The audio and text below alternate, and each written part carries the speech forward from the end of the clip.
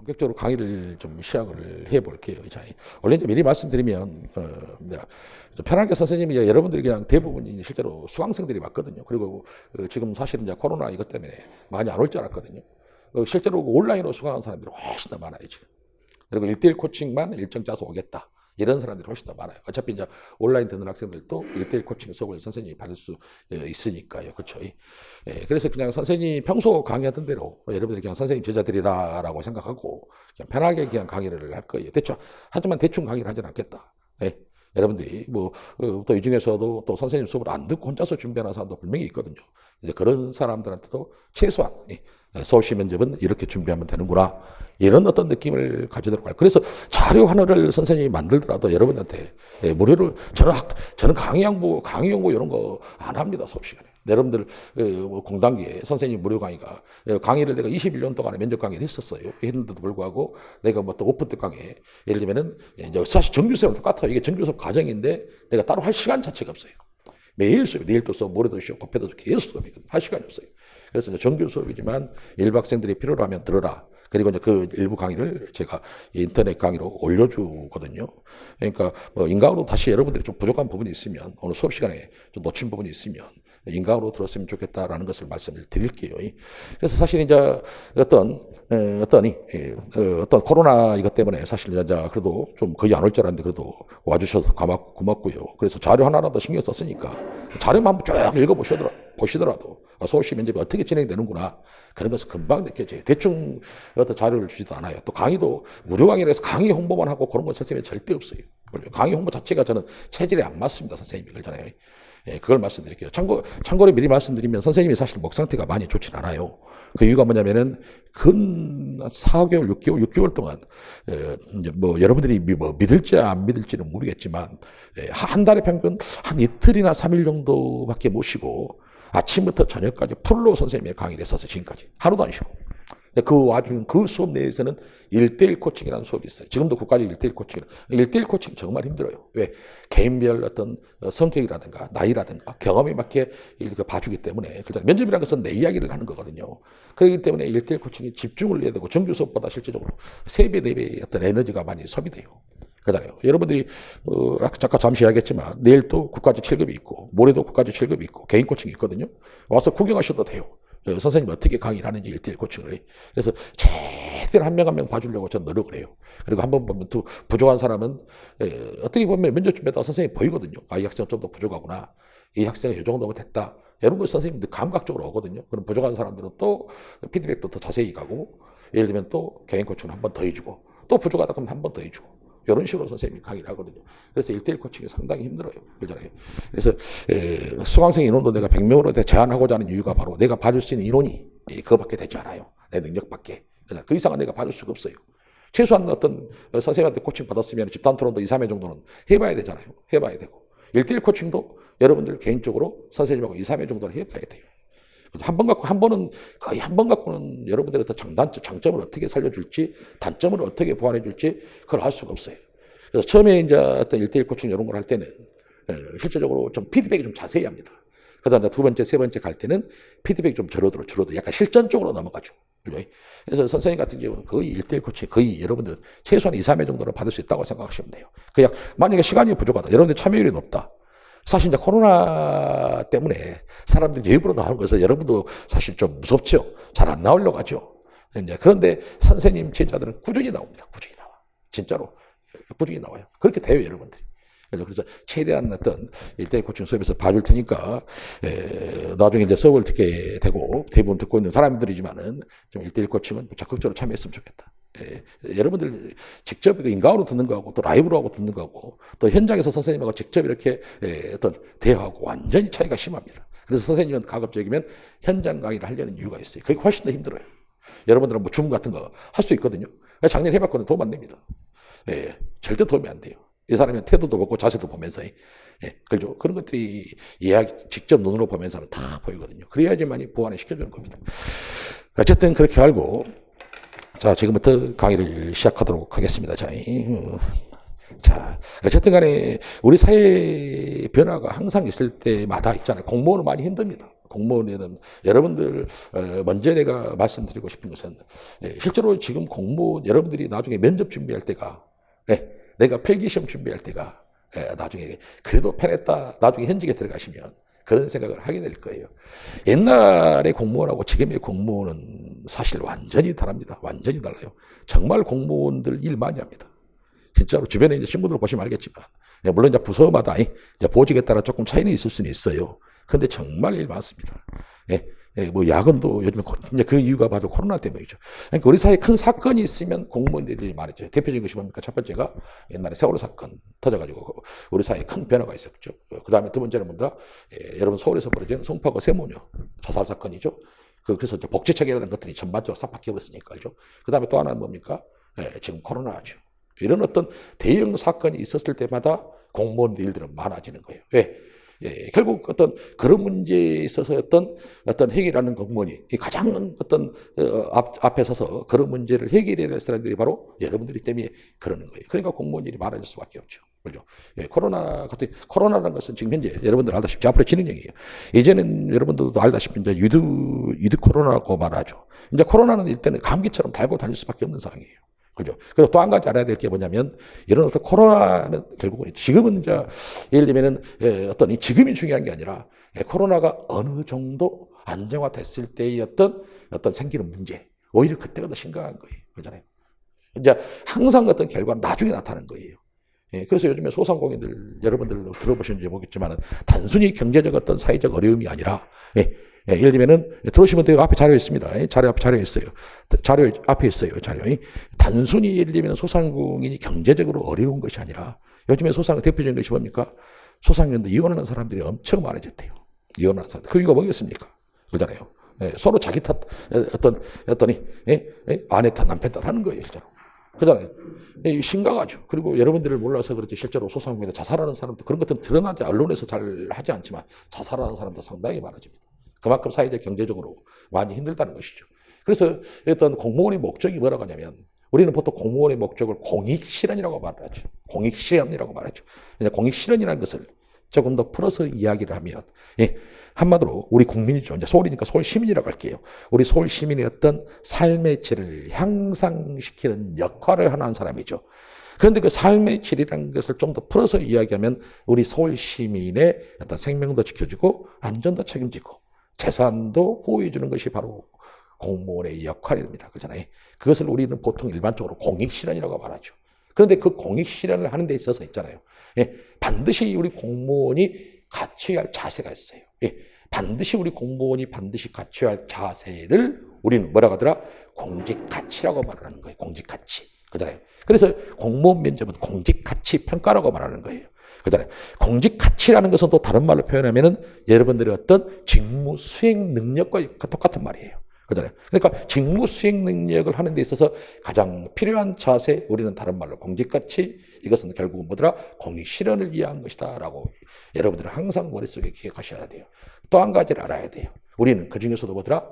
이러니 또 우리 서울 시민의 삶의 질을 향상시키는 어떤 그런 역할에 있어서 가장 앞장서서 앞에 서서 일을 해야 될 사람이라고 했죠. 그런데 우리는 좀 더 사회적 약자들 있죠. 사회적 약자라고 불리우는 사람들 있죠. 그런 사람들한테 좀 더 배려하고 관심을 갖는 것이죠. 그것이 바로 공무원의 어떤 목적입니다. 목적. 여러분들이 공무원을 해야 할 이유입니다. 이유. 그것이 공무원이 해야 될 일이죠. 사회적 약자한테 좀 더 배려하고 관심 갖는. 그러니까 여러분들 서울시 나중에 선생님하고 정책 공부를 한 걸 하게 될 거예요. 서울시 대부분의 정책이 대부분 보면 사회적 약자를 위한 어떤 정책들, 대부분 정책기들이라고 생각하시면 돼요. 그렇잖아요. 그런 사례들이 실제적으로 많죠. 이번에 코로나로 인해서 보시면 알겠지만 정책들도 마찬가지죠. 예를 들면 그럼 사회적 약자가 도대체 누구냐? 그렇잖아요. 특정 계층이 아니에요. 사회적 약자라는 것은 우리 어떤 서울시민 전체가 될 수 있는 것이에요. 그렇잖아요. 서울시 어떤 상황에 따라서 내가 사회적 될 수가 있고 다른 사람이 사회적 약자가 될 수 있어요. 여러분들 그것부터 깨야 돼요. 그러니까 서울시 현재 특별히 여러분들 사회적 약자, 장애인이라든가, 예를 들면 나이 많으신 어르신들이라든가, 그 다음에 어떤 아이들이라든가, 다문화 가족이라든가, 탈북민 가족이라든가, 이런 어떤 분들만 생각하죠. 그렇지 않습니다. 사회적 약자는 바로, 선생님도 될 수 있고, 여러분도 될 수가 있는 거예요. 그잖아요. 근데 다만 이제 피해를 입었죠. 만약에 예를 들면 경제적 토론을 해서 가장 피해를 많이 입은 사람이 누구겠습니까?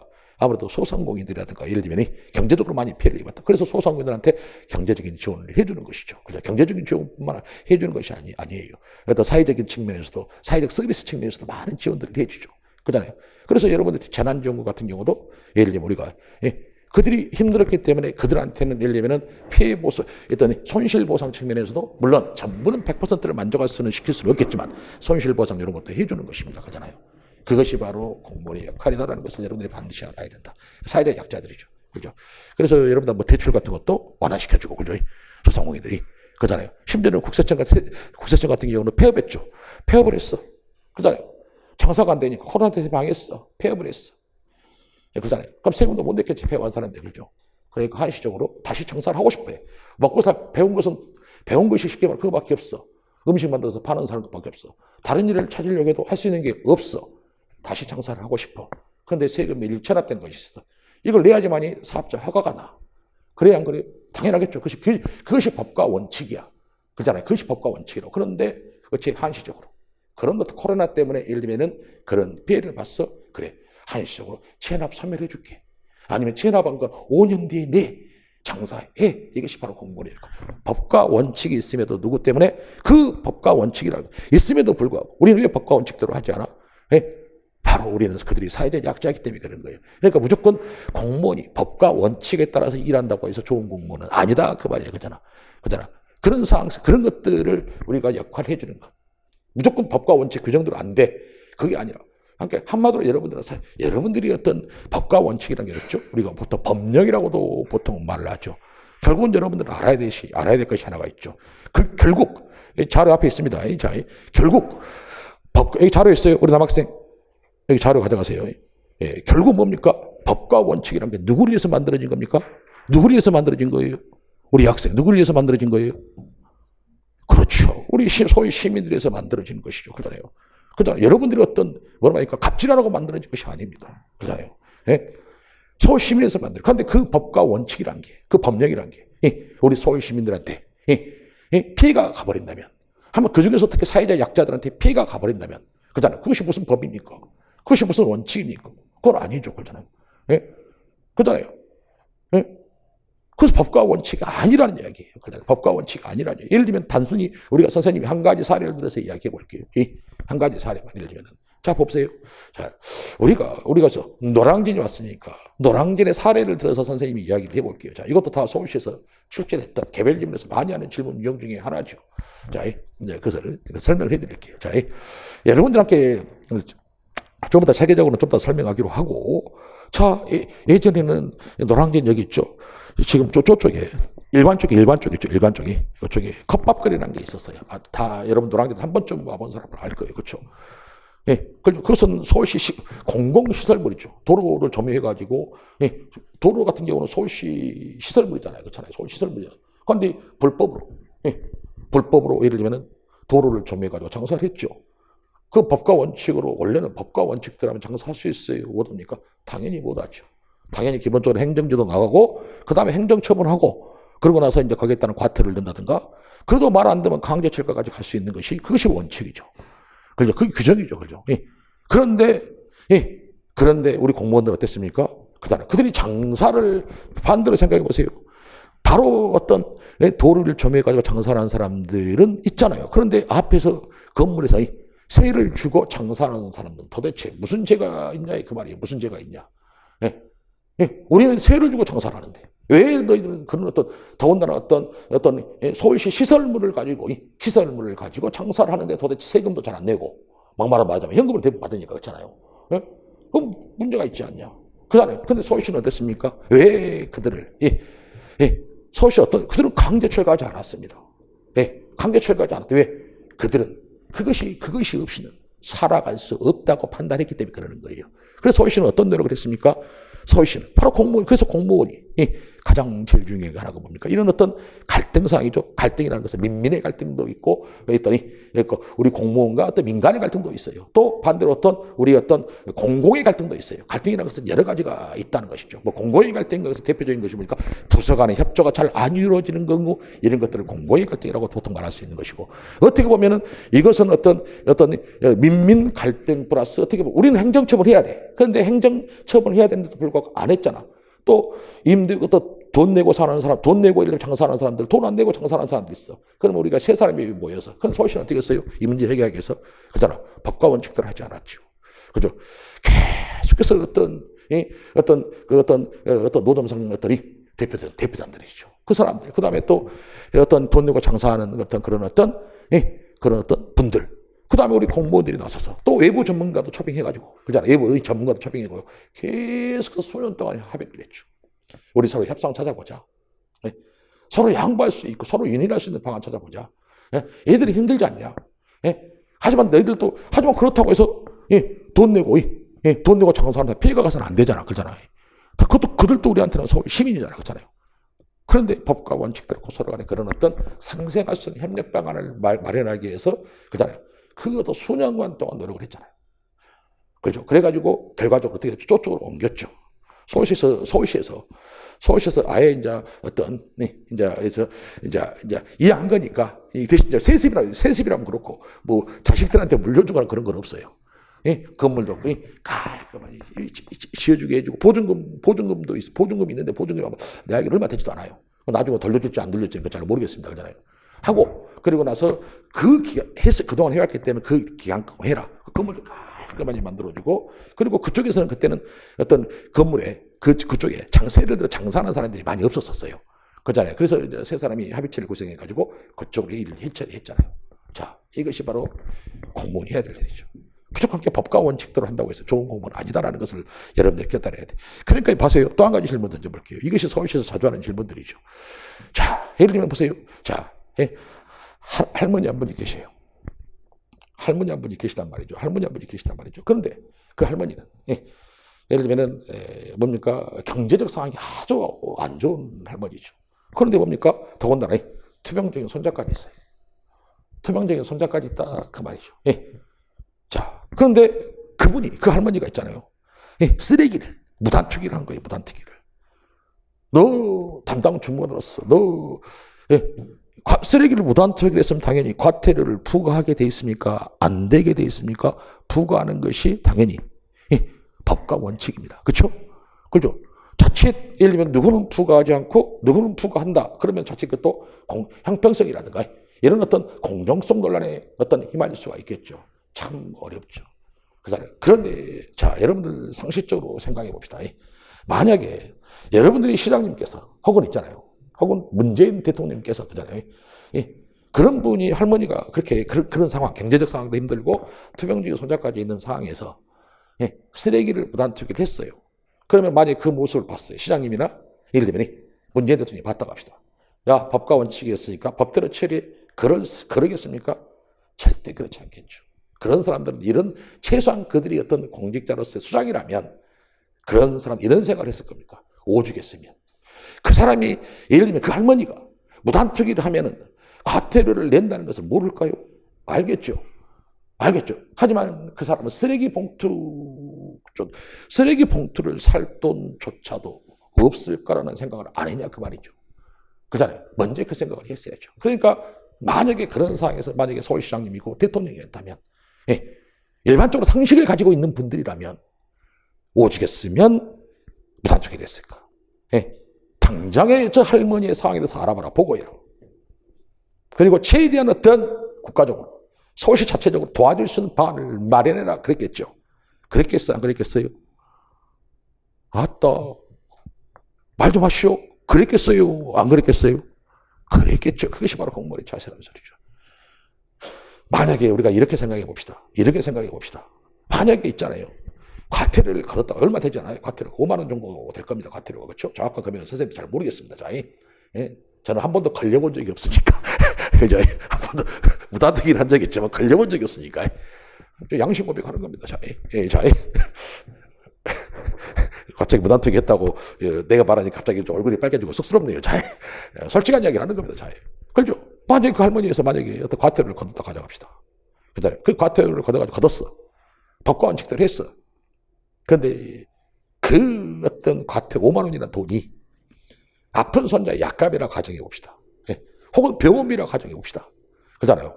예? 그런데 제때 약을 쓰지 못했고 제때 병원을 가지 못해가지고 끔찍한 사건이 벌어졌다고 생각합시다. 그잖아요.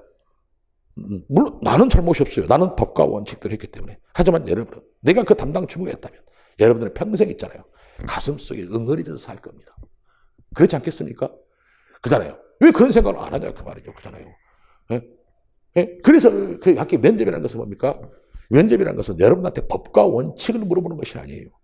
만약에 면접을 보려고 했다면 여러분한테 법령집이라는 걸 줄 거예요. 자, 우리가 이 법령집을 가지고 면접을 볼 테니까 너희들 이 법령집 잘 숙지했고 던져주겠지. 하지만 면접이라는 것은 그런 어떤 여러분한테 그런 것을 법과 원칙이 뭐냐 이런 것을 배우려는 것이 아니에요. 가르쳐는 여러분들이 바로 바로 어떤 공무원의 역할과 의미죠. 공무원이 이런 일을 하는 거란다. 여러분들 개인적인 생각을 물어보는 거예요. 그잖아요. 그래서 진정성도 중요한 거예요. 진정성 이런 거. 그잖아요. 여러분들 그거 할머니 과태료 걷지 않았다고 해서 여러분들 처벌 받을 것 같습니까? 처벌 감사에서 어떤 감사가 문제될 것 같습니까? 전혀 문제되지 않습니다. 그래봐야 구두 경고죠. 상관이 그러겠죠. 상관이 혹시라도 상관한테 보고를 했어요. 상관이 이런 상황이 있어서 사실은 내가 원칙대로 처리하지 못했습니다. 만약에 상관한테 이야기했다고 가정해 봅시다. 야 이놈아 상관은 그럴 겁니다. 여러분한테. 야 이놈아 그래도 어떤 형평성이라는 게 있는 건데 원칙대로 해야지. 그거 봐주면 돼. 이렇게 말은 할 수는 있어요. 하지만 마음속으로는 웃습니다. 내 부하 직원이 저런 마음 자세를 가지고 있거나 마음속으로 웃는 것이 보이시 바로 공직사이에요. 그것이 바로 원하는 예상이에요. 여러분들한테. 그것이 공무원이 해야 될 일이에요. 그래서 공무원한테 재량권이라는 걸 주는 거예요. 재량권. 무슨 말인지 알겠습니까? 그렇잖아요. 그래서 서울시에서 예를 들면 이 질문을 7급에서 자주 하는 개별 질문이 하나예요. 얘들이 똑같은 답변을 하죠. 똑같은 답변이 뭔지 알죠? 100명이면 95명이 똑같은 답변을 하죠. 뭐라고 하는지 아십니까? 누구에게나 법이라는 것은, 법과 원칙이라는 것은 누구에게나 공정하게 적용돼야 됩니다. 아, 맞습니다. 당연히 맞는 말이죠. 그렇잖아요. 그래서 일단은 저는 법과 원칙대로 누구를 봐주고 누구는 안 봐줄 수 없으니까 과태료를 거둔 다음에 다른 방법으로 도와줄 수 있는 방법을 찾은데 사회복지기관 같은 경우는 그 사람들의 예산에 어떤 집행하는 계획이 없었겠습니까? 그러면 그런 사람마다 생길 때마다 사회복지기관을 연계해주면 그럼 그 사람들의 예산은 뻘로 나옵니까? 그거 아니잖아요. 그렇잖아요. 그런 쓸데없는 이야기. 그렇잖아요. 다른 방법을 알아봐 준대. 그러면 다른 방법, 구체적인 방안을 제시한다든가 그것도 제시 못하면서 그잖아. 다른 방법으로 제시한. 혹시 다른 방법으로요. 우리 서울시에서요. 도와줄 수 있는 제도라든가 이런 것도 있는가 알아보겠습니다. 그럼 제도를 이야기해 줘야지. 이야기도 해주면 그렇게 두리뭉실하게 다 얼렁뚱땅 넘어가죠. 그렇잖아요. 그런 것은 면접 준비가 아니라는 이야기죠. 면접은 내 이야기라는 것이 소신 있게 자신 있게 펼치는 것이. 여러분들이 면접관을 생각해봐. 어떤 사람들은 법과 원칙대로 처리와 과태료를 걷겠다. 그리고 다른 방법을 찾아주겠다. 다른 방법 구체적인 건 제시하지 않고 여러분들 상관의 입장에 생각해봐봐. 그잖아. 어떤 사람은 그 상황에서 예를 들면 또 과태료를 걷지 않고 그 사람이 어떤 일자리 알선 같은 거 직접적으로 뛰어다니면서 해준다든가. 일자리 알선 같은 거 있죠. 사회적 기업을 연계해서 해준다든가. 아니면 더 쓰레기. 무단투기 어떤 인력. 우리 서울시 공공인력으로 채용하는 방안을 개선한다든가. 이런 현실적인 방안을. 그러고 나서 직접 가가지고 손자가 아프면 어디까지 아픈가. 그걸 통해서 손자들이 어떤 병원을 치료할 수 있는 방법을 직접적으로 알아봐 준다든가. 그런 답변을 하는 사람하고 예를 들면 앞에서 정형화된 답변을 하는 사람하고 여러분들이 면접관이라면 어떤 사람한테 좋은 평가를 할 것인가를 여러분들이 고민해 보시면 답이 나오는 겁니다. 그래서 면접은 내 이야기를 하는 거예요. 내 이야기. 남의 이야기를 하는 것이 아니란 이야기죠. 남의 이야기를 해가지고는 절대로 좋은 면접을 보실 수가 없습니다. 절대로 좋은 면접. 누구나 보는 면접이라는 것은요. 누구나 볼 수는 있습니다. 하지만 잘 보는 면접을 보셔야 돼요. 잘 보는 면접. 그래야 지금 여러분들이 걱정이 안 돼요. 내가 이야기 들었잖아요. 소대도. 잠깐 이야기했지만 여러분한테 말씀드렸잖아요. 100명 중에 5명 미만, 5명 정도의 미입이 나와. 예를 들면 그렇잖아요. 물론 그것이 꼭 나온다는 이야기가 아니라 더 많이 나올 수도 있고 더 적게 나올 수도 있고 그것은 모르는 거예요. 해년마다 왜? 면접 결과의 평가는 면접관의 자량이기 때문에 그런 거예요. 뭐 할당자가 있는 것도 아니죠. 면접관들이 자량에 따라 달라지는 거예요. 그렇죠? 그렇기 때문에 근데 사람들은 다 그렇게 생각하죠. 설마 내가 100명 중에 5명 안에 들까 봐 5명 안에 들어갈까 생각하는 거예요. 나 대충 집에도 나 뭐 학교에서 공부 좀 했고 경험도 많은데 설마 내가 5명 안에 들까? 이런 아니라는 생각을 한다는 것이죠. 하지만 그 5명 안에 내가 될 수도 있다는 것을 여러분들 깨달아야 돼요. 그래서 여러분들은 누구나 어떤 보는 면접 준비가 아니라 잘 보는 면접 준비를 해야 된다는 것을 여러분들이 반드시 기억하셔야 돼요. 오히려 성적이 좋은 사람들도 그렇죠? 더 준비를 철저히 하셔야 돼요. 왜? 상대적으로 보통이 많이 나온 것은 당연한 이야기잖아요. 보통이 많이 나와요. 근데 보통을 맞은 게 보통 맞는 건 쉬운 거 같습니까? 보통 맞는 건 쉬운 것이 아니에요. 하지만 보통 맞자 이런 마음가짐으로 했을 때 어떤 문제가 생깁니까? 불안한 겁니다. 막 면접장에 가면 갈수록 불안해지는 거예요. 불안해지는 거. 왜? 불안하거든. 자기가 보통 맞자식으로 면접 준비를 했으니까 제대로 된 면접 준비가 제대로 안 돼 있겠지. 그러니까 가면 갈수록 면접 어떤 이 시작 시간이 다가오면 다가올수록 기간이 다가올수록 불안해지는 거예요. 왜 그런 불안한 면접을 보다 준비하냐 그 말이에요. 그렇잖아. 오히려 편안하게 더 잘 보는 면접을 준비해가지고 편안하게 면접장에 나오는 면접 보고 나가는 것이 훨씬 더 중요하다는 이야기죠. 그리고 미흡 같은 거 있죠. 미흡 같은 거, 우수 같은 경우. 나는 항상 그래요. 여러분 이런 말 들어봤죠. 우수 맞으려면 스티마 선생님 강의 들어야 된다는 말 들어봤을 겁니다. 그러잖아요. 왜? 그만큼 선생님 강의가 쉽게 말해서 빡셉니다. 선생님 강의가. 상당히 빡셉니다. 1대1 코칭과 아침부터 10시까지 합니다. 이것만 끝나는 것이 아니에요. 여러분들 필요하면 여러분들이 열정만 있으면 선생님 추가 일정을 또 짜줘요.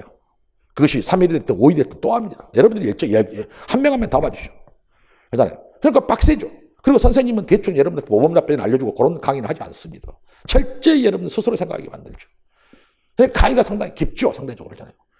그러잖아요. 뭔가 절대 함께 여러분한테 뭐 개인 발표, 주제 발표라고 하죠. 서울시는 주제 발표라고 하고 국가직에서는 개인 발표라고 말합니다.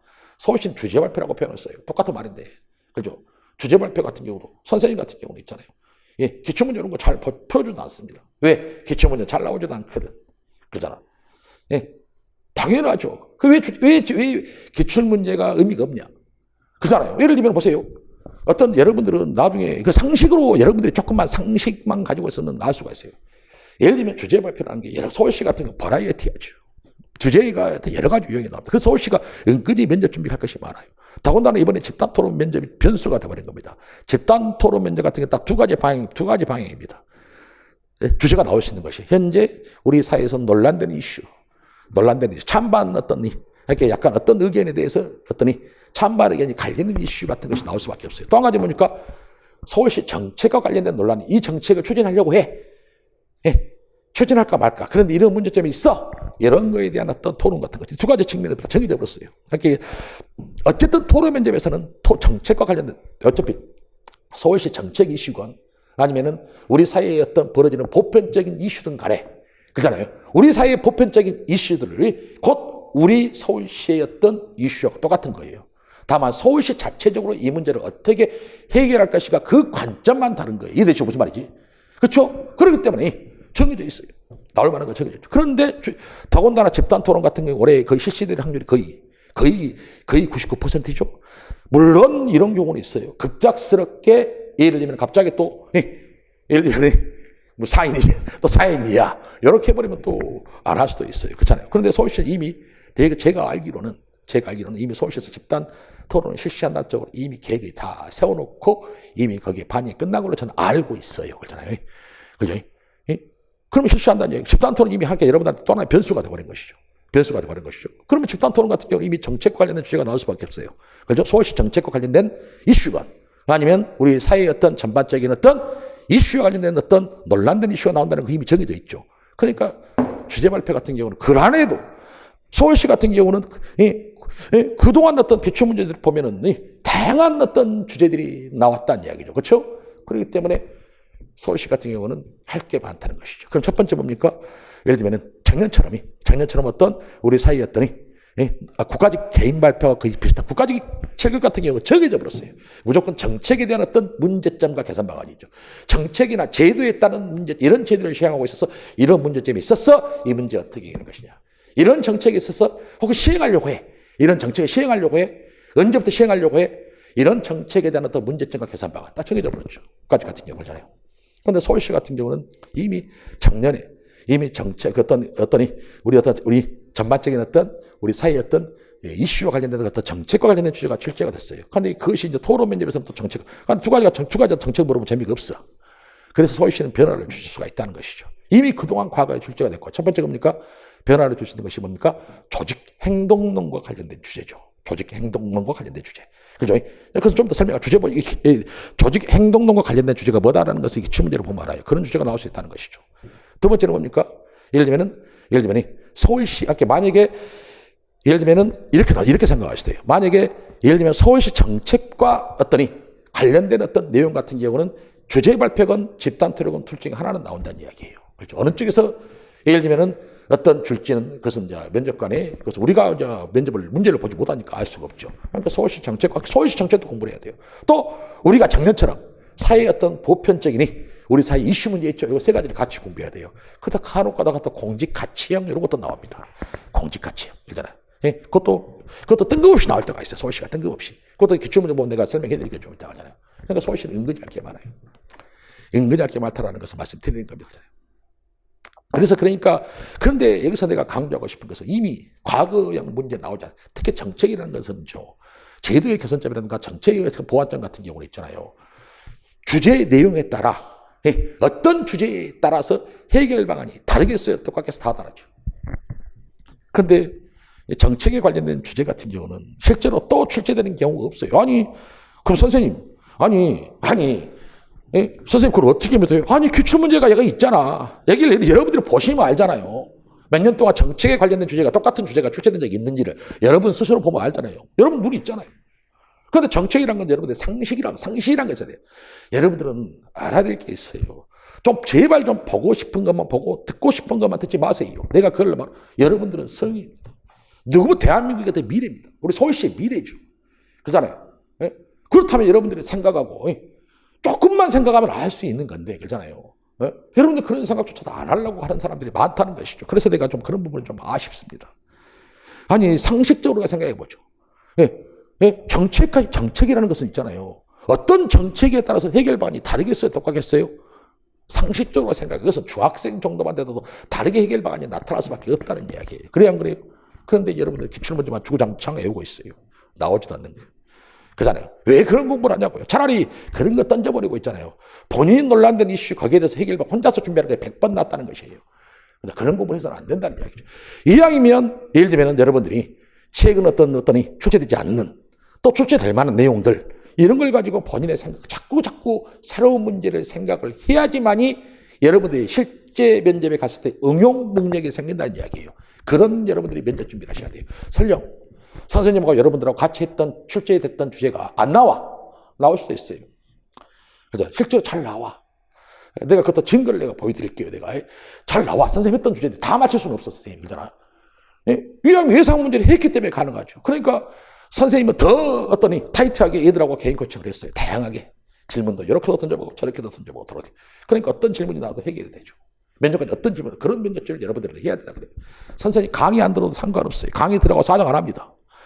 최소한 여러분들이 혼자서 준비를 하든 어떻게 준비하든 그러잖아요. 그런 마음으로 준비를 해요. 내 이야기를 하려는 준비를, 면접은 내 이야기라는 걸 알고 그런 마음가짐으로 면접 준비를 하라는 이야기예요. 그렇잖아요. 그런 쓸데없는 공부하지 마요. 이것은 면접 준비라는 것은 여러분들이 시험 볼 때 기출문제 풀이하고는 완전히 달라요. 그걸 여러분들이 아셔야 된다는 것을 먼저 말씀드립니다. 제가 공무원이 같이.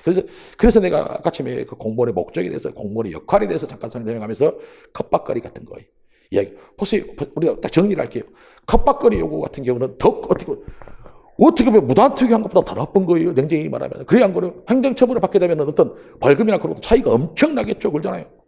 그런데 그것조차도 법과 원칙대로 하지 않았어요. 그런데 그런 어떤 어려운 환경에 있는 사람한테 과연 법과 원칙을 들이대는 것이 과연 공무원이 맞냐? 그 말이 좋은 공무원이 맞냐? 이 말이에요. 그렇잖아. 여러분들이 법과 원칙대로 하더라도 공무원이 맞아요. 무슨 말이 되죠? 과태료를 거두는 그런 사회적 약자. 그들은 사회적 약자예요. 내가 뭐라 하겠습니까? 공무원. 우리 사회적 약자한테 좀 더 배려하고 관심을 갖는 거라겠죠. 또 한 가지 뭐라 하겠습니까? 결국 법과 원칙이 누구를 위한 것이라고? 이런 우리 서울 시민들을 위한 것이라고.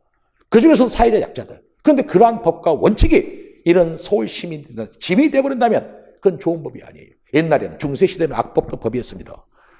예? 하지만 지금 현대사에서는 악법은 절대로 법이 될 수가 없는 겁니다. 그러니까 공무원이 대표적으로 해야 될 일이, 특히 실공무원들 있죠. 중간 관련해서 가장 많이 하는 업무가 뭔지 아십니까? 정책이라든지 제도의 어떤 보완이라 해서 그것이 여러분들 일입니다. 일. 그잖아요. 왜 그런 걸 계속 보완하고 개선할까요? 그잖아요. 이유는 한 가지입니다. 우리 서울 시민들이 그 법과 제도 안에서의 어떤 뭔가 도움이 덜 됐기 때문에, 그래서 도움을 더 주려고, 뭔가 도움을 확장시키려고 하잖아요. 그래서 제도의 개선, 법과 어떤 정책의 어떤 보완이나 제도의 개선하는 것이 바로 여러분들의 일이라는 거예요. 주된 업무 중에 하나라는 이야기죠. 그잖아요. 그걸 여러분들이 아셔야 된다. 그런데 그것이 바로 면접줍니다. 라는 것을 먼저 여러분 깨달아야 된다라는 것을 말씀드립니다. 그리고 코로나죠.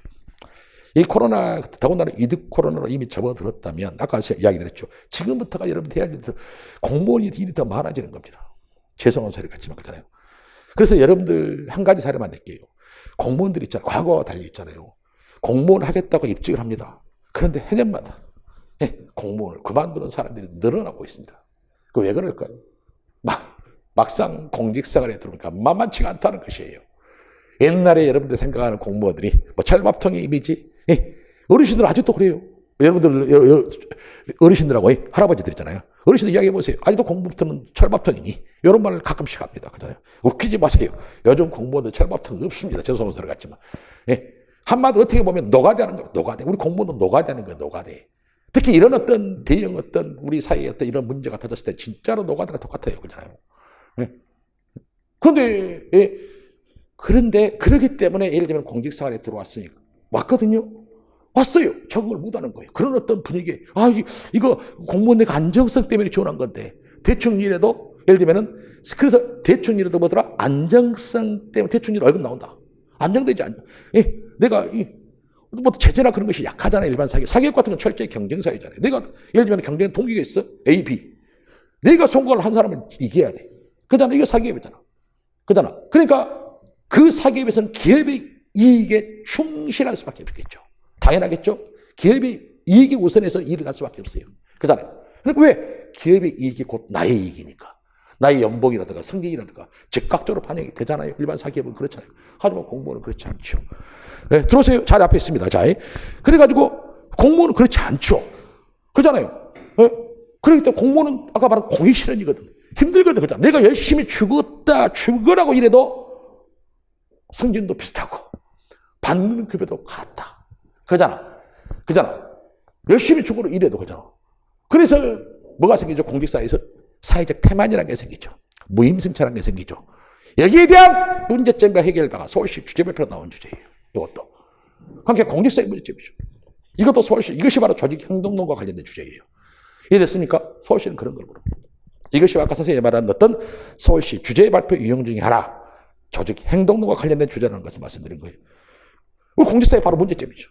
그잖아요. 그런 사람이 생겨. 그래서 그런 걸 없애기 위해서 적극 행정이라는 걸 최근에 활성화시키는 겁니다. 적극 행정. 한마디로 뭡니까? 공무원들이 무사한이라고 탐하라는 이유는 여러 가지가 있어요. 개인의 어떤 도덕적 해이에 기반될 수도 있겠지만 반대로 우리 공직사회 전반적인 구조적인 문제일 수도 있어요. 그렇죠? 그런 문제가 뭐더라? 예를 들면 내가 대충 일해도 반대로 열심히 일해도 똑같다는 이야기야. 그래서 적극 행정을 도입했죠. 그리고 열심히 일하다가 혹시 실수를 하게 되면 처벌을 받아요. 공직사는. 우리 공무원들은 그래 처벌을 받습니다. 당연하겠죠. 근데 그 처벌에 대한 두려움. 그래서 열심히 일하는 사람도 있어요. 물론 본질적으로 개인의 어떤 도덕적 해이 때문에 일을 안 하는 사람도 있겠지만, 하지만 이런 어떤 처벌의 두려움 같은 것들, 그 다음에 또 관행에 따른 일처리 같은 것들, 그렇잖아요. 기타 등등 이런 것 때문에 적극 행정 안 하죠. 그래서 최근에 모든 정부, 모든 지자체, 서울시도 마찬가지입니다. 적극 행정을 활성화시키려고 무궁무진하게 노력하죠. 그래서 적극 행정 활성화 방안 대책 방안 같은 경우를 여러분들 검색 한번 해보세요. 서울시 적극 행정 활성화 방안 대책 검색해 보세요. 얼마나 많은 부서에서 그런 노력들을 하고 있는지, 서울시에서 얼마나 노력들을 하고 있는지. 그래서 적극 행정의 취지가 뭡니까? 이제는 처벌에 두려워하지 말아라. 이제는 고의적인 어떤 여러분들이 공익실현에서 일하다가 열심히 일하는 거예요. 열심히 일하다가 고의성이 없을 경우죠. 고의성이 있으면 안 되겠지. 고의적으로 뭔가 일처리를 해가지고 누군가에게 피해를 줬다. 그건 안 되겠지. 고의성이 예를 들면 있을 경우. 그 다음에 뭡니까? 중과실일 경우죠. 중과실. 중과실은 큰 겁니다. 중과실. 중과실일 경우에는 어쩔 수 없이 처벌을 할 수밖에 없어요. 그런데 그 외의 어떤 일처리 과정에서 뭐더라? 여러분이 실수를 했어. 그래서 예를 들면 주민들한테 피해를 줬다거나, 예를 들면 누군가에게 피해를 줬어. 그러면 이제 여러분들한테 면책해주겠다 그 말이야. 처벌 안 하겠다. 그러니까 뒤에 우리 서울시가 있으니까, 우리 국가가 있으니까 너희들 가지고 있는 여러분들이 가지고 있는 이 창의성, 자율성 마음껏 발휘해봐라 그 말이에요. 그것이 적극 행정의 취지예요. 처벌을 공익실을 하다가 실수했어. 그잖아. 실수했으면 공무원은 과거에는 처벌을 받았다 그 말, 징계를 받았다 그 말이야. 징계 안 하겠다. 심지어는 더욱 활성화시키기 위해서 뭡니까? 적극 행정 활성화하는 사람들한테 뭡니까? 포상, 각종 인센티브 제도를 주고요. 이게 어떻게 보면 일반 사기업과 관련된 약간의 어떤 사기업의 장점을 약간 우리 공직사회에서도 이미 이렇게 가져온 겁니다. 예? 그죠? 그래서 이제 심지어는 어떤 지자체 같은 건 상금까지 줍니다. 상금. 앞으로 여러분들은 공무원인들이 월급 외에 받을 수 있는 것이 적극 행정으로 해서 해가지고 벌 수 있는 건 그거밖에 없어요. 그 다음에 여러분 승진. 그 다음에 해외 연수 등 자기개발 기회 우선권 부여 등등등. 적극 행정 열심히 일하는 사람 한테는 그런 대우를 해주겠다. 그렇게 바뀌어가요. 반대로 최근에는 어떤 논의가 있습니까? 소극 행정하는 사람들. 일을 할 수 있음에도 불구하고 자기가 주어진 일에 어떤 책임감을 다하지 않는 사람들 있죠. 예를 들면 그런 사람들은 앞으로 처벌이 이루어집니다. 그런 것이 논의가 되고 있어요. 실제로 서울시에서는 과거에도 오래된 일이죠. 소극 행정해가지고 이미 퇴출돼간 공무원도 있어요. 과거에 서울시 같은 경우. 오래전 일이지만 실제로 일을 할 수 있음에도 안 하는 사람들이죠. 그러니까 공직사회가 어떻게 바뀐다 앞으로? 지금 우리나라는 걸음마 단계입니다. 초기 걸음마 단계. 앞으로 여러분들 5년 후, 10년 후에는 절대로 공직사회에서 예를 들면은 일 열심히 안 하는 사람들 있죠. 그런 사람들은 스스로 버티지 못합니다. 그렇잖아요. 그리고 또 한 가지. 공직생활하고 조직생활이에요. 조직생활. 특히 공직사회에서는 조직생활을 가장 중시합니다. 그렇잖아요. 무임승차가 생기는 것도 이런 어떤 사회적 태만이 생기는 이유도 요즘 젊은이들은 죄송한 소리 여러분들이 그렇다는 이야기가 아니에요. 솔직하게 우리가 까놓고 얘기해 봅시다. 선생님이 21년째 이 자리에서 강의를 하고 있어요. 그런데 선생님은 이 자리에서 선생님 스스로 나이가 계속 들어가죠. 그런데 내 수업을 듣는 학생들은 다 똑같아요. 연령층이. 그렇죠? 그러니까 금방 알아요. 변화. 젊은이들이 어떻게 변화되고 있는지 그걸 피부로 느껴져요. 그래서 느껴진다는 얘기죠. 요즘 젊은 사람들은 모두가 그런 건 아니지만 조직생활이라는 것 자체를 제대로 해보지는 못했어요. 그잖아요. 그대 해봐야 여러분들이 할 수 있는 것이 뭡니까? 알바생활, 아르바이트 정도, 학교에서 여러분들이 어떤 동아리 활동 정도, 학생 활동 정도, 그 정도. 이렇게 쉽게 말하자면 뭔가 갈등도 있고, 뭔가 희노애락이 있는 그런 조직생활 같은 거 여러분들이 해본 적이 없죠, 사실. 그렇잖아요, 그죠? 그러니까 요즘 학생들은 어떻게 하더라? 어떻게 보면 자기가 보고 싶은 거만 보고, 그죠? 자기가 보고 싶은 거만 봅니다. 자기가 하고 싶은 거만 합니다. 그잖아요. 그러니까 지식적인 측면 있죠. 여러분들이 가지고 있는 재능들. 쉽게 말해서 약간 지식적인 측면이라고 말하죠. 그런 것은 아주 뛰어난 사람들이, 인재들이 엄청 많죠. 그런데 그것을 쉽게 말하면 내 자신을 위해서 쓰는 사람들이 훨씬 이야기해요. 하지만 여러분들이 가지고 있는 그런 어떤 재능들을 한마디로 끼와 재능이라고 말하죠. 그런 것들을 공익실을 위해서 써야 되는데 그렇지 않다는 것이죠. 그러니까 여러분들이 공직생활을, 공직생활은 혼자서 하는 일이 없어요. 어떤 일치를 하더라도 예를 들면 동료들 간의 협조가 필요하고, 직장 선배와 상관과의 어떤 협의가 필요하고, 다른 부서 간의 협조도 필요하고, 요즘에는 뭡니까? 공무원은 혼자서 못해요. 과거에는 공무원이 모든 일을 주도해서 했습니다. 하지만 지금은 그렇지 않죠. 요즘에는 민간협력이 엄청 중요하죠. 민간협력. 그렇잖아요. 민간협력을 하는 데 있어서 있잖아요. 왜? 우리 공무원이 다 할 수 없어. 그래서 어떤 민의 협력을 얻어서 일치를 하는 게 점점 더 많아져요. 그런데 그럴 때 그것도 조직생활이거든요. 조직생활이거든요. 근데 조직생활 경험을 못 해왔어요. 그래서 여러분들이 이런 공무원이라는 조직에 들어와서, 그 다음에 더군다나 이것은 공익실험이거든. 일부 어떤 특정 단체라든가 특정 기업의 이익을 위해서 일한 것이 아니거든. 그러니까 조직생활에 적응을 못하는 것입니다.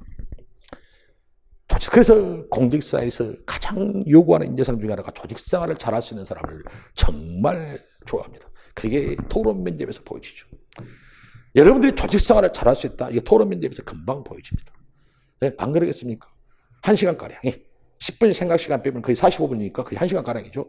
여러분들 5명, 6명에서 면접관은 과제하지 않고 이야기하는 거예요. 그럼 어떤 사람은 자기 주장만 펼치는 사람들, 어떤 사람들은 다른 사람들의 의견을 돋보여. 예를 들면 똑같은 의견이 있어. 어떤 사람이 이렇게 말하죠. 토론을 A하고 B가 이제 예를 들면 찬반이 갈렸어요. A도 자기 주장을 고집하고 B도 자기 주장을 고집해요. 하지만 C라는 사람이 거기서 끼어들었어요. A의 의견, A, B. C라는 사람이 이렇게 자기 주장만 하게, 또 C라는 사람은 A 편을 들어. D라는 사람은 B 편을 들어. 이게 토론이라는 게 싸움하자는 것이 아니에요. 죄송한 소리 같지만 그렇잖아요. 여러분들이 한 팀이라는 거, 한 팀, 6명. 가장 여러분들이 토론할 때는 상당히 적극적으로 하시고, 그 토론 과정에서 바람직한 합리안을 찾아라는 이야기 하나만 바랍니까? 토론할 때는 격렬하게 해도 돼. 하지만 여러분들의 의견을 모아서, 왜? 한 사람의 의견보다는 두 사람의 의견이 나왔고, 두 사람의 의견보다는 6사람의 의견이 나온 거예요. 여러분들이 가지고 있는 재능의 끼, 한 사람의 재능의 끼, 6사람이 모인 재능의 끼를 뭉친다면 얼마나 좋은 정책이 나오겠어요? 그래야 안 그래요? 예, 그걸 보는 거예요. 그걸 보는 거. 근데 끝까지 오겠죠. 끝까지. 예, A라는 사람도 자기 의견하고 같다고 또 C, D는 A 편 들고 D 편은 얘기 들고. 그런데 이 중에서 E라는 사람은 그렇지 않죠. 뭔가 합리화를 서로 간의 의견들을 잘 조율하면 좋은 방안이 나올 것 같아. E라는 사람은 5번째죠. 그죠? AC 한 편, BD 한 편이 돼버린 거야. 그잖아. 서로 자기 주장이 못하고 우기는 거야. 그잖아. 우긴다는 표현은 그렇고 자기의 어떤 정당성을 주장한다고 합시다. 우리가. 자기 의견의 정당성을 주장한다고 합시다. 그런데 E라는 사람은 그렇지 않죠. 그래서 합리적인 방안을 도출하려고 노력하죠. 자, 이 지원자, 5번 지원자 말씀드리겠습니다. AC 분께서는 이 제도에 대해서 이런 문제점을 제시해 줬습니다. 그리고 BD 분은 이런 어떤 문제점, 이런 문제를 들어보니까 두 분들의 의견들 다 너무나도 좋은 겁니다. 그리고 저도 격렬하게 그런 토론에 끼어들고 싶지만 너무나도 열심히 제가 끼어들 어떤 순서를 잡지 못했습니다. 딱 말하고 그잖아요. 제가 생각할 때 생각하는 방안은 이러이러한 측면에서 같은 것 같습니다. 그런데 A씨의 의견에 보면 의견들의 장점은 바로 이런 것들인 것 같습니다. 그리고 BD의 어떤 의견은 장점을 이런 것들인 것 같습니다. 우려하는 부분은 이런 부분인데 이런 부분을 조금씩 이렇게 보완한다면 우리 A씨의 의견과 BD 의견을 모한다면 너무나도 멋진 우리가 정책 제안이 나오지 않을까요? 이라는 사람이 이렇게 얘기하는 것이죠. 자, 여러분들하면 A, B, C, D, E 중에 과연 누구에게 과연 좋은 평가를 주겠냐 그 말이죠. 나는 만약에 그런 사람이 있다면 선생님이 면접관이라면 나는 무조건 별 것도 할 것 없어요. 이는 무조건 나는 합격시켜버려. 선생님 면접관이라면. 그런 생각 자체를 한다는 것이 쉽지가 않죠. 자기가 이겨야 된다. 요즘 젊은 애들은 그런단 말이죠. 내가 이겨야 돼. 상대편은 내 의견의 정당성을 어떻게 해서든지 확보시키려고 그런 노력을 한다는 것이죠. 그건 토론이에요. 그래서 조직 생활이 중요하다는 것이에요. 공무원 내가 이야기했죠. 혼자 하는 일이 아니다고 말했잖아요. 그죠? 그래서 여러분들 그런 거예요. 함께 남들도 따라가는 사람들. 여기 발표하는 자기 창의성 집단 토론에서 바로 드러나 버립니다. 창의성이 드러나죠. 어떤 사람은 발표를 해. 자기가 준비한 게 하나도 없어. 무조건 따라쟁이식이 발표를 하죠. 네, A 지원자님 말씀 저도 공감합니다. 공감을 얼어 죽을 공감. 그러잖아. 공감합니다. 이런 부분, 살만 살짝 덧붙여주는 거 있잖아요. 내용이 똑같은 이야기. 그건 따라쟁이라고 말하죠. 하지만 어떤 사람은 있잖아요. 그 의견을 돋보이게 만들 수 있고, 돋보이게 만들 수 있어요. 어떻게? C라는 사람은 이렇게 말하죠. A 의견님은 이런 측면에서 너무너무 좋은 것 같아요. 하지만 A 의견을 듣고 나서 저도 약간의 좀 뭐랄까요. 아이디어가 하나 생각났어요. 좀 묻어간 듯 하지만 말씀드릴게요. A 의견이 이런 측면이 있는데 그런 측면에서 이런 걸 하나를 보완한다면 너무나도 A씨 의견이 좋을 것 같아요. A씨 의견을 돋보이게 만들어. 그것이 바로 동료애예요. 동료애. 그러잖아. 아니 여러분들은 개인의 유선이 아니야. 동료가 일을 잘해서 열심히 하는 것도 결국 그 사람이 공익실을 위한 것이야. 내가 잘해도 일이면 공익실을 위한 것이야. 누가 더 좋은 의견을 내건 그것이 뭐가 중요하냐 그 말이야. 그잖아. 그것도 토론이죠. 그 외에도 토론에서 평가할 방식은 수없이 많아요. 그렇기 때문에 토론 면접이 상당히 중요하다는 이야기. 개인 발표 국가직은 8분 이내로 하죠. 여러분 참고자료도 서울시 개인 발표 같은 경우는 물론 이제 참고자료 같은 경우는 더 줄 수는 있어요. 작년 같은 경우는 좀 더 줬다고 하더라고요. 그죠? 옛날에는 참고자료조차도 주제에 따라 또 달라져요. 정책이나 관련된 주제가 나온다면 아무래도 서울시 얘들이 발표를 해야 되잖아요. 여러분들이. 그러니까 참고자료가 별로 없으면 행서수로 많이 하죠. 그러니까 정책에 관련된 주제가 나오면 참고자료를 좀 많이 주는 추세로 가요. 그러니까 서울시 같은 경우도 2장까지도 줄 수가 있어요. 3장까지 줄 수가 있어요. 그래서 그것은 몰라요. 그런데 과거에는 참고자료 같은 경우 서울시 같은 경우는 3분의 2, A4용지 3분의 2 혹은 절반 정도밖에 없어요. 그건 뭐 여러분들 창의성을 요구하는 거예요. 그러니까 어떤 참고자료를 보지 말고 마음대로 해봐라. 너희들의 생각을 듣고 싶다는 거예요. 그냥. 근데 최근에 정책이 어려우니까 참고자료를 좀 많이 주는 쪽으로 가죠. 하지만 반대로 정책에 관련된 주제가 안 나오고 조직행동론가 주제가 나온다면 참고자료 자체는 결과적으로 A4용지 3분의 2 혹은 2분의 1 정도밖에 안 줘요. 여러분들 무조건 여러분들 생각 중심으로 이야기해야 돼. 그리고 서울시는 국가지처럼 8분 이내가 아니라 5분 이내 5분. 그러니까 개인 발표 같은 건 딱 10분이야 10분. 여러분들이 말하는 시간 5분 그리고 면접관하고 여러분하고 질의응답하는 시간 5분이죠. 이게 딱 10분이죠. 10분. 그잖아요. 네? 10분이죠. 그러니까 개인 10분 동안 그럼 5분 10분인데 5분 동안 결과적으로 면접관하고 질의응답을 해야 되죠. 5분 동안 면접관한테 과연 여러분들이 몇 개나 질문을 받겠어요? 몇 개나 질문을 많이 받아야 3개, 4개 해요. 그렇겠죠? 왜? 면접관이 질문하는 시간 답변하는 시간이 있기 때문에. 그잖아요. 3문제의 질문 받으려고 여러분들한테 그것도 쓸데없는 나오지도 않는 기출문제만 주구장창고 왜? 여러분들은 발표에 대한 두려움이 있거든. 그것을 일부 학원에서 여러분들 심리를 이용하는 것이죠. 그죠? 발표 잘해야 돼. 그래서 내 강의 드려야 돼. 그건 사기죠. 사기라고 보통 말하는 겁니다. 내가 말씀드렸잖아요. 여러분들 있잖아요. 선생님 제자들 내일도 있고 모레도 있고 들어보라고 와서 얼마나 발표 잘하는지 들어보시 말아요. 걔들은 처음에는 말 한 자리 제대로 하지 못했어요. 들어보시면 그 주제가 얼마나 어려운지 저기 주제 있거든요. 한번 나중에 한 번씩 가져가세요. 필요하면 가져가세요. 그죠? 예? 그 얼마나 주제가 어려워. 그걸 가지고 여러분들 30분 동안 생각해서 자기 생각을 이야기해요. 그잖아요. 처음에는 아무것도 하지 못했어요. 왜? 스스로 뭔가 하려고 했어요. 내가 선생님이 기초문제로 아예 풀지도 않죠. 그리고 해결 방안 창의성 안 나오면 던져버립니다. 개인 발표 던져버립니다. 장난 아니야. 다시 써와. 그만 자기 생각이 안 들어가면 그렇게 준비를 해야 돼. 그렇게 준비를 해야 돼. 그래야 여러분들 어떤 문제가 나오든 적용이 가능하다는 이야기죠. 응용력이 생긴다는 이야기죠. 그걸 여러분들 아셔야 된다. 그렇죠? 그러니까 그거예요. 그렇잖아. 그러니까 여러분들 뭐 불안심이 발표 수업이 여러분들 대학교 다닐 조별과제 발표 더 쉬워요. 죄송한 소리 같지만. 네? 그걸 여러분들 알아야 돼. 그러니까 말 자체만 하고 나온다는 것이죠. 5분 동안 여러분들 5분밖에 없어요. 거기다 시간 투자하고 있어. 그 시간에 토론 한 번 더 하세요. 토론 한 번 더 하세요. 그 시간에. 그것이 여러분 훨씬 더 이득이에요. 그 다음에 개별 면접이 20분이에요. 개별 면접에 서울시는 중요해요. 여기서 이제 서울시 같은 경우는 기본적으로 서울시 같은 경우는 경험형 질문이 가장 많습니다. 왜? 이미 주제 발표, 집단 토론에서 정책이라든가 사이쇼 이런 것도 공부하기 때문에. 그렇기 때문에 여러분들한테는 경험형 질문을 가장 많이 물어봅니다. 물론 개인마다 약간의 비중도 차이는 있어요. 그런데 대부분 경험력이 거의 80~90% 차지해버리죠. 최소한 선생님 제자들은 그렇습니다. 그렇잖아요. 물론 직렬에 따라서 이제 학기간 직렬이나 관심도를 묻는 질문도 가끔씩 던져주기도 하고, 그죠? 가끔씩, 그죠? 그런 것도 있고, 그 다음에 공직관 관련된 질문들이 있죠. 뭐 상관이 부당한 짓이 내리면 어떨래? 이런 어떤 공직관 질문도 간혹가다 있게 말해주고 그러잖아요. 그죠? 이미 집단 토론이라든가 주제 발표에서는 이미 우리는 싹 했기 때문에, 그잖아요. 이 정책이라든가, 물론 이제 서울시 정책 주제가 만약에 집단 토론이라든가 주제 발표에서 안 나오면 개별 면접에서 물어보기도 합니다. 하지만 그것도 특정 정책을 끄집어내서 물어보진 않습니다. 야, 서울시 정책 중 가장 마음에 드는 정책, 개선하고 싶은 정책 한 가지. 서울시에서 직면한 문제 중 가장 우선적으로 해결할 문제 한 가지, 이런 식으로 물어봅니다. 특정 정책을 끄집어 이 정책 말해봐라, 이 정책 개선해봐라, 이런 질문은 없습니다. 그잖아요. 그러니까 정책에 쓸데없는 정책에 주구장창 공부할 필요가 없다는 이야기예요. 무슨 말이 됩니까? 면접관은 여러분들을 벙어리로 만들지 않습니다. 면접을 객관적으로 평가하기 위해서는 여러분들이 말할 수 있게 만들어주는 겁니다. 말할 수 있게 만들어줘야지 객관적 평가를 할 수 있어요. 벙어리로 만들고 여러분들이 객관적인 평가를 할 수 있습니까? 못하죠. 그것은 공명정대하지 못한 거예요. 그렇잖아요. 그러니까 여러분들이 어떤 질문에 대답을 못하는 질문은 없어요. 그렇잖아요. 하지만 어떤 노력을 개인별로 했느냐에 따라서 좋은 답변하는 사람이 있고 좋은 답변을 하지 않는 사람이 있다. 그걸 선생님이 말씀드리는 겁니다. 그래서 잘 보는 면접 준비를 하라는 겁니다. 뭔 말이 됩니까 지금? 아, 여기만 덥나? 좀 덥나요? 원래 여기가 좀 덥나요? 에어컨 한번 잠깐만 틀어주실래요? 제가 땀이 살짝 났어요.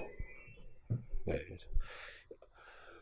아니, 선생님 더워서 그렇습니다. 이쪽이 하나도 바람이 안 되거든요. 자, 죄송합니다. 땀이 나죠, 자예요. 보세요. 아파서 그런 건 아닙니다. 자, 그걸 말씀드립니다. 자, 그래서 이런 어떤 다시 이제 들어가면 코로나19 관련해서는 자, 이 극복하는 데 가장 제일 중요한 것이 뭐냐면 정말 우리 사회 경제적으로 많은 변화들이 생겼잖아요. 힘들어요. 여러분들이 이제 현장에 들어가면 이 문제를 극복하는데 정말로 어떤 열과성을 다해야 된다는 거 반드시 기억하셔야 돼요. 각 분야에서 여러분들 해야 될 일이 많아요. 그래서 코로나 관련해서는 해결하는 것은 두 가지밖에 없어요. 두 가지. 하나는 공동체식 회복이죠. 공동체식 회복. 상당히 중요한 말이죠. 그잖아요. 공동체식 의식 회복. 그 말이 그 중에서도 대표적인 것이 최근에 떠도는 것이 뭐냐면 가장 우리 사회에서 요즘에 이슈되는 것이 사회적 가치라는 말 들어보셨죠? 사회적 가치라는 말. 일종의 똑같은 거, 공익실현 똑같은 거예요. 그러니까 공익실현 같은 경우는 우리 공무원이 추가돼서 우리 공공기관이 추가돼서 하는 보통 하는 일을 말하는 것이죠. 하지만 이 코로나 같은 경우 이제는 우리 공무원이 추가돼서 우리 온 국민 전체가 함께 이 문제를 풀어가야 된다. 어떤 문제든 간에. 이런 것도 일반적으로 쉽게 말하자면 좀 나중에 자세히 설명할 기회가 있겠지만 이것을 우리는 보통 사회적 가치라고 말을 쓰는 거. 그래서 지금이야말로 이런 공동체 의식 회복, 그중에서 사회적 가치의 실현 정말 중요한 말이죠. 그 다음에 또 한 가지 중요한 것이 있어요. 바로 노블레스 오블리주의 실천이죠. 이제는 우리 사회 같은 경우는 여러분들 아실 겁니다. OECD 국가 중 빈익빈 부익부 현상이 가장 거의 하위권이죠. 하위권. 그렇잖아요. 여러분들이 그 다음에 어떤 노동시장에서의 우리 근로자들의 평균 노동시간, 임금은 적고 노동시간은 길고 OECD가 거의 하위권 수준이죠. 누구나 아는 사실이죠. 되죠? 그래서 내가 말하고 싶은 것은 바로 뭐더라? 그리고 우리나라 같은 경우 쉽게 말할게요. 우리나라 같은 경우는 우리나라에서 벌어들인 돈이 있죠. 예산. 국민총생산이 삼성하고 SK에서 벌어들인 돈이 우리나라에 벌어들인 절반 이상을 차지합니다. 이해됐죠? 무슨 말인지. 그러니까 우리나라는 그들이 어떻게 보면 기득권층입니다. 그러니까 기득권층이라는 것은 여러 가지가 있어요. 기득권층이라는 것은 여러 사례가 있죠. 그러니까 기득권층. 한마디로 우리 사회에서 방귀뀌기나 끼는 사람들은 보통 우리는 기득권층이라고 말하죠. 그렇죠? 그런데 이제는 그들이 우리 사회를 뭔가 기부도 좋고 아니면 대기업들이 적극적으로 나서서 돈을 힘드니까 예를 들면 돈을 숨기려고 하지 말고 이럴수도 투자하게 만들고 그렇죠? 지식인들은 사회적 가치를 실현을 위해서 어떤 노력을 할 것인가 고민을 해보고 그렇잖아요. 이런 것들이 바로 우리 사회는 이런 코로나 위기를 극복하기 위해서는 바로 우리 기득권층이죠. 한마디로 노블레스 오블리주의 실천이죠. 이것이야말로 우리 현재 상황에서 가장 중요한 요소라고 할 수 있는 거예요. 그렇잖아요. 당연히 공무원의 역할은 기본적으로 가는 것이고 이것이 해결해야 되는데 우리나라는 그게 안 돼 있잖아요. 미국 같은 데는 그런 거 정말 잘 돼 있잖아요. 그렇죠? 이렇게 우리나라 같은 경우 그래서 공무원이 우리나라는 기득권층이 절대로 자기가 가지고 있는 것을 내놓지 않으려고 하고 있죠. 그건 여러분들이 잘 아실 겁니다. 그렇잖아요. 그런데 그 사람들이 필요해요. 우리나라 같은 경우 이제는 좀 나서줘야 돼요. 그것을 나서게 만들어주는 것. 나서게 그들이 기득권층이 뭔가 이런 사회적 가치 실현에 있어서 나서게 만들어주는 것, 그것을 여러분들이 잘 조율하는 것, 그것도 공무원의 역할이라고 말할 수 있는 겁니다. 그들이 어떻게 하면 우리 사회에 나설까? 우리 사회에 도움을 주기 위해서 나설까? 그런 것들. 최근에 모 기업에서는 특정 기업 홍보하는 건 그만 않겠습니다. 이런 사회적 가치를 실현하기 위해서 이런 공모전 같은 것도 받기도 합니다. 국민들한테. 그래서 국민이 또 원하는 것을 받아서 예를 들면 그와 관련된 사업 기업 추진 방향을 세우겠다. 요즘에 어떤 기업들도 그렇게 하는 것도 있어요. 기업들도 있어요. 국민들한테. 한마디로 그런 공모전을 받는다니까요. 그래서 몇 억씩 상금 걸고 그러잖아요. 그렇게 가는 기업들도 있어요. 그러니까 우리가 이렇게 전반적으로 보면은 이렇게 우리나라 그래서 여러분들한테 사회적 기업 활성화 이런 거 시키는 이유가 바로 그런 것도 있어요. 어떻게 보면 사회적 기업 활성화 시키려는 목적도. 영국 같은 경우는 사회적 기업에서 벌어들인 돈이 엄청나잖아요. 그래서 영국 같은 경우는 복지의 천국이라고 보통 말하잖아요. 그렇잖아요. 영국 같은 때는. 그런 것이 있다는 것 같습니다. 그것을 말하는 거. 그래서 마지막으로 한 가지 말씀드리고 싶은 것은 뭐냐면은 정리를 하자면 강의는 그 다음 시간부터 할 겁니다. 좀 쉬었다 할 건데 항상 내가 마지막으로 드리고 싶은 것은 뭐냐면 면접이라는 것은 어떤 사람한테 인생에 걸린 문제다. 이 말을 꼭 하고 싶어요. 인생에 걸린 문제다. 그러잖아요. 물론 나 이거 시험 합격 안 해도 나 갈 때만 해. 이렇게 생각하면 어쩔 수 없는 겁니다. 그래서 성적이 좋은 사람이 됐건 그러잖아요. 성적이 어떤 나쁜 컷라인이라고 해서 절대 찾아. 컷라인 같은 경우는 열심히 하면 그만큼 나한테 기회가 많이 오는 거예요. 본인이 포기를 하게 되나요? 그러면 본인의 기회는 거의 없다고 생각하시면 돼요. 왜 남한테 기회를 주냐 그 말이에요. 그리고 최선을 다했을 때. 후회가 없고 미래를 기약할 수 있는 거예요. 주어진 시간에 최선을 다하지 못하면 미래는 없는 겁니다. 그것이 바로 여러분들의 도전의식입니다. 젊은이들은 도전의식이 있어야 돼요. 예. 내가 비록 성적이 좋아, 나 우수 맞을 거야. 그런 마음인 거지. 그렇죠? 나 성적이 큰 나이냐? 나 남들보다 더 열심히 노력할 거야. 그래서 한번 나 우수 많이 나와 10%더라. 많이 나와야. 많이 나와 10%. 나 100명 중에 10명 혹은 5명 나도 좋아. 나 100명 중에 5등 안에 100명 중에 10명 나온다면 10명, 5명 나온다면 5명 안에 들 거라. 들 거다. 그런 어떤 마음가짐 준비하세요. 그러면 노력하는 사람 반드시 기회가 와요. 절대 노력하지 않는 사람들한테 그 기회는 없어요. 죄송한 소리 같지만. 그다음에 세상에 요행은 없습니다. 요행은 없습니다. 요행. 착각하지 마세요. 대충 해가지고 내가 어떤 결과가 나오겠다? 절대 없습니다. 그잖아요. 그래서 로또가 똑같은 겁니다. 자, 잠시 쉬었다가 강의 진행하도록 하겠습니다. 자,